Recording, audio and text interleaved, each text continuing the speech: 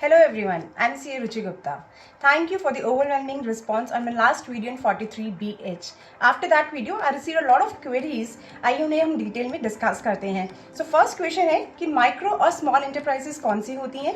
So micro enterprise वो enterprise है जिसका investment in plant and machinery equipment up to 1 crore होता है और टर्नओवर अप टू 5 करोड़ होता है. वहीं पे स्मॉल एंटरप्राइज वो होती है जिसका investment in plant and machinery equipment up to 10 crore है और टर्नओवर अप टू 50 करोड़ होता है.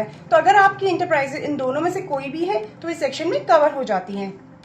नेक्स्ट क्वेश्चन आता है क्या ट्रेडर्स और होलसेलर्स इस सेक्शन में कवर हो जाएंगे. तो मैं आपको बता देती हूँ कि ट्रेडर्स और होलसेलर्स क्योंकि वो एंटरप्राइज ही नहीं होते as per section 2E of MSME act, तो वो इसमें कवर होंगे ही नहीं. तो this section is not applicable on traders and wholesalers. Traders जो होते हैं वो MSME रजिस्ट्रेशन ले लेते हैं only for priority sector lending purpose, और किसी पर्पस के लिए वो MSME में कवर नहीं है, उन्हें उद्यम रजिस्ट्रेशन नहीं मिलता है. नेक्स्ट क्वेश्चन आया है कि क्या सबको रजिस्टर होना जरूरी है या फिर ओनली क्राइटेरिया फुलफिल करने से भी ये सेक्शन का एडवांटेज एक सप्लायर को मिल जाएगा.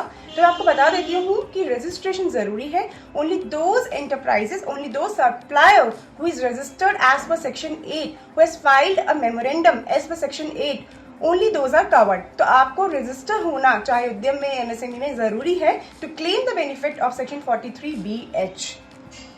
अच्छा, नेक्स्ट क्वेश्चन ये भी आता है कि मैं तो अपनी रिटर्न 44AD में फाइल करता हूँ, क्या अब मुझ पे ये सेक्शन एप्लीकेबल होगा. क्योंकि 44AD वालों को कोई डिसअलाउंस होता ही नहीं, उनकी प्रिजम्पटिव टैक्सेशन स्कीम में इनकम कंप्यूट होती है तो उन पे ये एप्लीकेबल नहीं होगा.